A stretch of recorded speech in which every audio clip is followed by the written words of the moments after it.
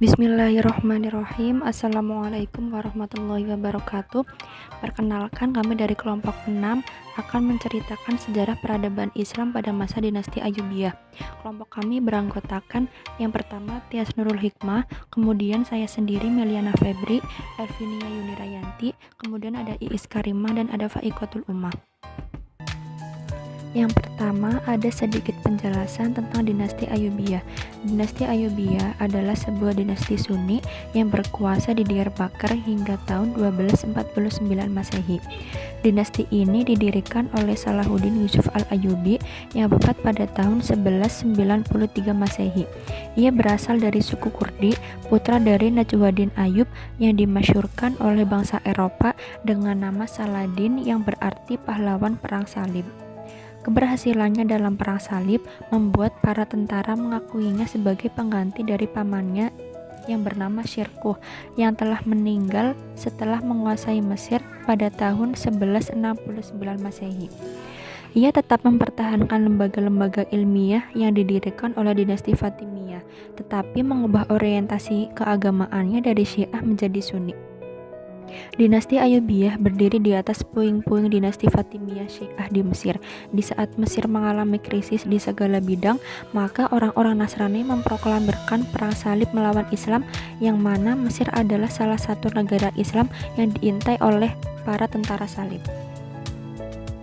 Kemudian yang kedua ada biografi dari Salahuddin al-Ayyubi. Pada tahun 532 Hijriah atau sekitar 1137 Masehi, lahirlah putra Najmuddin yang diberi nama Abdul Muzaffar Yusuf bin Najmuddin bin Ayyub bin Sa'adi. Anak itu kemudian besar dan diasuh oleh ayahnya di dalam benteng Tikrit yang dikelilingi perkebunan, pepohonan, dan pohon kurma. Saat itu Najmuddin adalah orang yang paling bahagia dan kelahiran anaknya. Salahuddin dididik dengan baik dalam keluarga yang terhormat. Akibatnya ia dapat menghafal Al-Quran pada usianya yang ke-10. Kehormatan keluarga Najmuddin kembali menyala, padahal sebelumnya ia merasakan hari-hari yang menyedihkan setelah diberhentikan dari kepemimpinan benteng Tikrit. Ia belajar seni-seni memerintah dan akhlak yang mulia. Ayahnya pun merasa gembira karena ia melihat Salahuddin selalu menjadi anak yang lebih unggul daripada teman-temannya. Di samping itu, pada diri Salahuddin juga tampak tanda-tanda kepemimpinan dan jiwa yang besar dan mulia. Ketika Asaduddin Syirkawah bergerak menghadapi pasukan Eropa yang memerangi negara Islam, ia mengajak keponakannya Salahuddin untuk turut serta bersamanya dan terjun langsung dalam berbagai peperangan. Salahuddin adalah seorang yang cakap dan menjadi pemimpin pasukan yang berhasil. Ia mengandungkan harapan-harapan yang besar kepada anaknya, yaitu Salahuddin.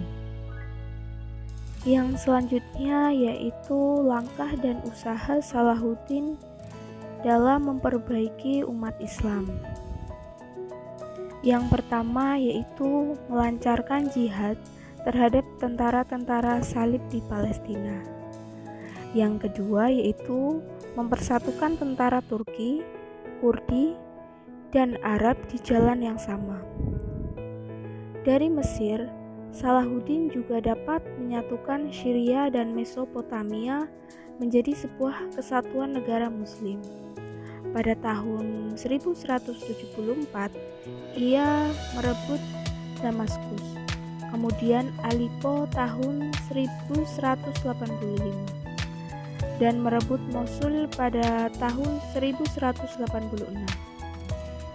Setelah kukuh kekuasaannya, Salahuddin melancarkan gerakan ofensif guna mengambil alih Al-Quds atau Yerusalem dari tangan tentara tanpa banyak kesulitan. Yang selanjutnya yaitu strategi perang dan persenjataan. Strategi perang pada masa ini sudah sangat canggih. Demikian pula dengan persenjataannya. Orang-orang Eropa sangat kagum dengan persenjataan yang digunakan oleh kaum muslimin. Misalnya, kaum muslimin sudah menggunakan bahan peledak untuk melontarkan peluru, bertarung dengan menunggang kuda, melatih burung merpati sebagai alat penyampaian informasi, dan lain sebagainya. Salahuddin juga menyertakan para ulama dalam medan perang untuk membacakan ayat-ayat Al-Quran dan hadis yang berhubungan dengan jihad untuk membakar semangat para prajurit. Yang selanjutnya yaitu berhasil menguasai Mesir dan membangunnya. Ketika Salahuddin dapat menguasai Mesir, dia tak menghancurkan kota itu, tetapi membiarkan dan bahkan kemudian dibangunnya. Yang selanjutnya yaitu Sultan Dinasti Ayyubiyah memberikan anggaran pendidikan yang sama besarnya dengan anggaran dalam bidang militer. Pada usaha ini, pendidikan mengalami kemajuan yang sangat pesat. Yang selanjutnya yaitu Salahuddin membentuk Departemen Pendidikan dan Penerjemahan. Lembaga ini merupakan perubahan dari lembaga sebelumnya yang telah dibangun oleh dinasti Fatimiyah dengan nama Darul Hikmah. Usaha yang selanjutnya yaitu memperbaiki kurikulum yang ada di Al-Azhar. Al-Azhar merupakan salah satu universitas tertua di dunia yang dibangun pada masa Daulah Fatimiyah oleh Panglima Jauhar al-Sakali atas perintah Khalifah Mu'izz Didinillah. Semula, Al-Azhar hanya merupakan masjid, kemudian dikembangkan menjadi lembaga pendidikan yang sangat terkenal. Ketika masa dinasti Fatimiyah, Al-Azhar merupakan sarana untuk penyebaran ajaran Syiah. Akan tetapi, setelah Al-Azhar di bawah kekuasaan dinasti Ayyubiyah, ajaran Syiah mulai dikikis dan bahkan pernah dibekukan. Kemudian, Al-Azhar digunakan sebagai sarana untuk penyebaran ajaran Sunni dan itu berlangsung sampai sekarang. Di samping itu, di Universitas Al-Azhar ditambahkan pelajaran fisika, kimia, astronomi, geologi, dan ilmu hidup. Yang selanjutnya yaitu membangun beberapa lembaga pendidikan di berbagai kota. Pusat-pusat ilmu pengetahuan itu misalnya terdapat di Kairo, Damaskus, dan Hadramaut Yaman, dan juga membangun masjid-masjid. Yang selanjutnya yaitu meningkatkan perdagangan dan industri. Industri pada saat itu berkembang dengan pesat, seperti adanya pabrik tekstil yang memproduksi kain satin, muslim, dan damas, dan juga sabun, parfum, menyan, dan lain sebagainya. Usaha yang selanjutnya yaitu pada tahun 1183 Masehi, Salahuddin membangun benteng yang tangguh yang bernama Qal'ah al-Jabal di Kairo. Yang selanjutnya yaitu membangun saluran irigasi dan membuka lahan-lahan pertanian serta menjalin hubungan perdagangan dengan Eropa. Yang selanjutnya yaitu menjalin kerjasama yang baik antara umat Islam dengan Kristen Koptik dan sering juga mengadakan diskusi bersama mereka.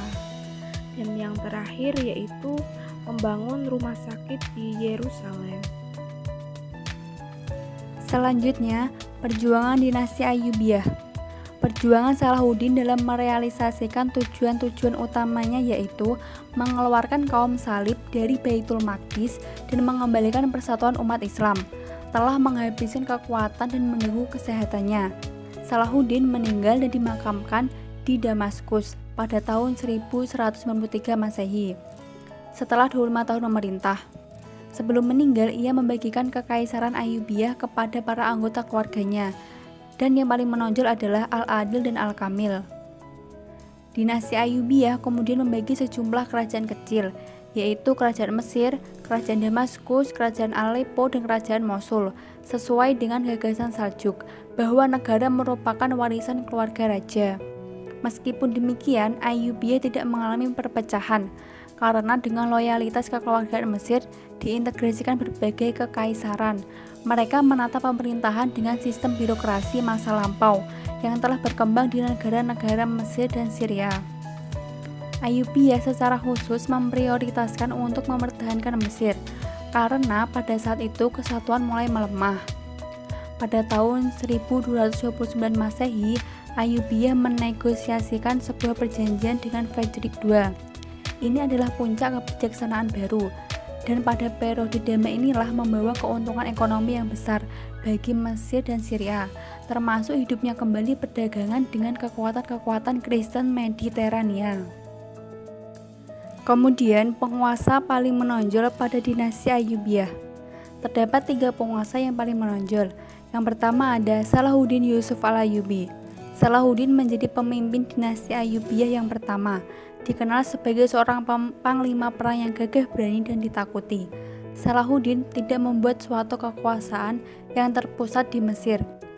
Ia membagi wilayah kekuasaannya kepada saudara-saudara dan keturunannya, sehingga muncul beberapa cabang dinasti Ayyubiyah. Salahuddin dianggap sebagai pembaharu di Mesir karena dapat mengembalikan mazhab Sunni. Salahuddin memimpin perang melawan tentara salib, sehingga kota-kota seperti Tiberias, Nasirah, Samaria, dan Baitul Maqdis berhasil dikuasai oleh Salahuddin. Yang kedua, Malik al-Adil Saifuddin. Al-Adil adalah putra Najmuddin Ayyub yang merupakan saudara muda Salahuddin Yusuf al-Ayyubi. Selama pemerintahan, Al-Adil berhasil mengumpulkan sumber daya, baik alam maupun manusia, untuk membantu menguasai Syria dalam menghadapi pasukan salib. Dia lebih mengutamakan politik ekspansi.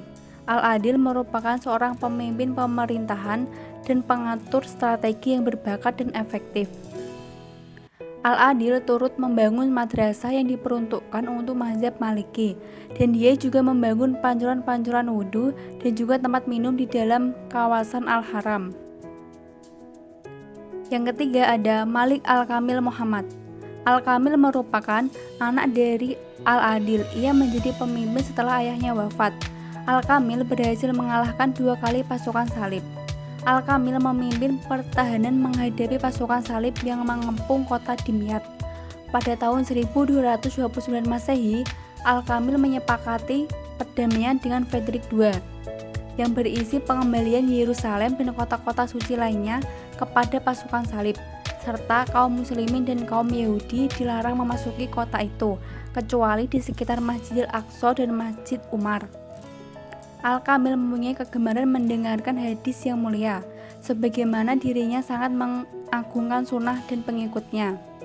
Maka dari itu, ia membangun sebuah pusat pembelajaran hadis pertama di Kairo, yakni Madrasah Al-Kamiliyah, dan ia mewakafkannya untuk orang-orang yang ingin menyibukkan diri mempelajari hadis nabawi.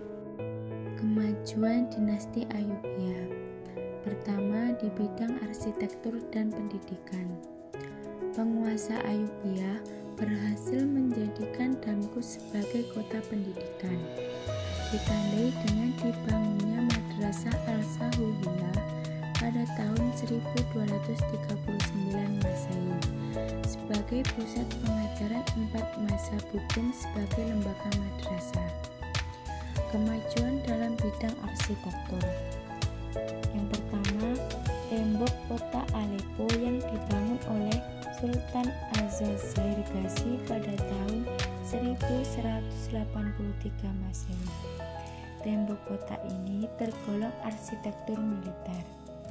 Yang kedua, Menara Masjid Agung Aleppo yang dibangun oleh Sultan Az-Zair Ghazi pada tahun 1214 Masehi. Bangunan menara ini menjulang ke langit, terdiri atas 5 tingkat dengan puncak mahkota yang dikelilingi oleh beranda. Yang ketiga, Madrasah Al-Firdaus didirikan pada tahun 1236 Masehi di kota Aleppo dengan dukungan dari Daifah Khatun. Madrasah ini merupakan bukti peran wanita yang menjadi pendukung proyek-proyek arsitektur keagamaan di masa Ayyubiyah. Kemajuan yang kedua adalah di bidang filsafat dan keilmuan. Yang pertama, karya-karya orang Arab tentang astronomi dan geometri. Kemudian yang kedua, penerjemahan di bidang kedokteran. Dalam bidang ini telah didirikan sebuah rumah sakit bagi orang yang cacat pikiran. Kemajuan yang ketiga, adalah di bidang industri. Yang pertama, kemajuan di bidang industri dibuktikan dengan dibuatnya kincir oleh orang Syria yang lebih canggih dibandingkan buatan orang Barat. Yang kedua, adanya pabrik karpet, pabrik kain, dan pabrik gelas. Kemajuan yang keempat adalah bidang perdagangan. Bidang ini membawa pengaruh bagi Eropa dan negara-negara yang dikuasai Ayubia. Dalam perdagangan internasionalnya melalui jalur laut. Dalam dunia ekonomi dan perdagangan sudah menggunakan sistem kredit, bank, bahkan sudah ada uang yang terbuat dari emas. Yang kelima, kemajuan di bidang militer. Pada dinasti Ayubia sudah memiliki alat-alat perang seperti kuda, pedang, panah, dan sebagainya. Juga memiliki burung elang sebagai kepala burung-burung peperangan.